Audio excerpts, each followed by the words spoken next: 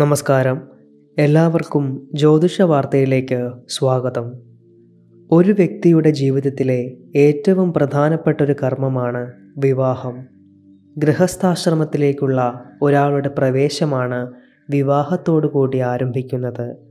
വിശുദ്ധവും ധാർമ്മികവും ദൈവികവുമായ ഒരു കർമ്മമായാണ് ഹിന്ദുമതത്തിൽ വിവാഹം കൽപ്പിക്കപ്പെടുന്നത്. വൈവാഹിക ജീവിതത്തിൽ പ്രവേശിക്കുന്നതോടെ ഒരു വ്യക്തിക്ക് പുരുഷാർത്ഥങ്ങളായ ധർമ്മം, അർത്ഥം, കാമം, മോക്ഷം എന്നിവ കൈവരിക്കാനുള്ള സാഹചര്യവും ഒരുങ്ങുന്നു.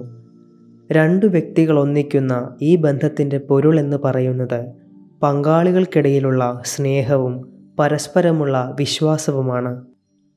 എന്നാൽ പല വിവാഹബന്ധങ്ങളിലും ജാതകപ്രകാരമുള്ള ചില പ്രശ്നങ്ങൾ ദമ്പതികൾ തമ്മിലുള്ള പൊരുത്തക്കേടിന് ഇടയാക്കുന്നുണ്ട്. പക്ഷേ ജ്യോതിശാസ്ത്രപരമായ ചില ചിട്ടകൾ പിന്തുടർന്നാൽ ഇതിന് ശാശ്വത പരിഹാരമുണ്ടാകും. ഇക്കാര്യങ്ങൾ മുടക്കം കൂടാതെ ചെയ്യണമെന്ന് മാത്രം. ആ കർമ്മങ്ങൾ എന്തൊക്കെയെന്ന് നോക്കാം. വീടിൻ്റെ മുൻവശത്ത് ഒരു തുളസി നടുകയും മുടക്കം കൂടാതെ നനയ്ക്കുകയും ചെയ്താൽ പങ്കാളികൾ തമ്മിലുള്ള ബന്ധം ദൃഢമാകുന്നു. ഇതിനൊപ്പം കുങ്കുമവും മഞ്ഞളും വെള്ളത്തിൽ ചാലിച്ച് തുളസിച്ചെടിയിൽ തളിക്കുന്നതും നല്ലതാണ്. ഇത് ഭാര്യയാണ് ചെയ്യേണ്ടത്. കിടപ്പുമുറിയിൽ പിങ്ക് നിറത്തിലുള്ള പെയിന്റ് ഉപയോഗിക്കുക. കിടക്കയുടെ 4 വശങ്ങളിലും പിങ്ക് നിറത്തിലുള്ള നൂലുകളാൽ ബന്ധിപ്പിക്കുന്നതും പങ്കാളികൾക്കിടയിലുള്ള സ്നേഹം വർദ്ധിക്കാൻ കാരണമാകും.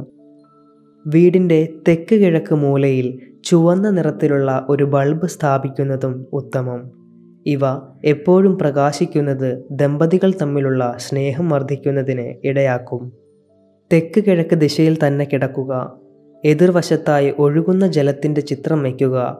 നല്ല ഭക്ഷണം പാകം ചെയ്ത് പരസ്പരം ഊട്ടുന്നതും ബന്ധം ദൃഢമായി കൊണ്ടുപോകാൻ സഹായകരമാകും.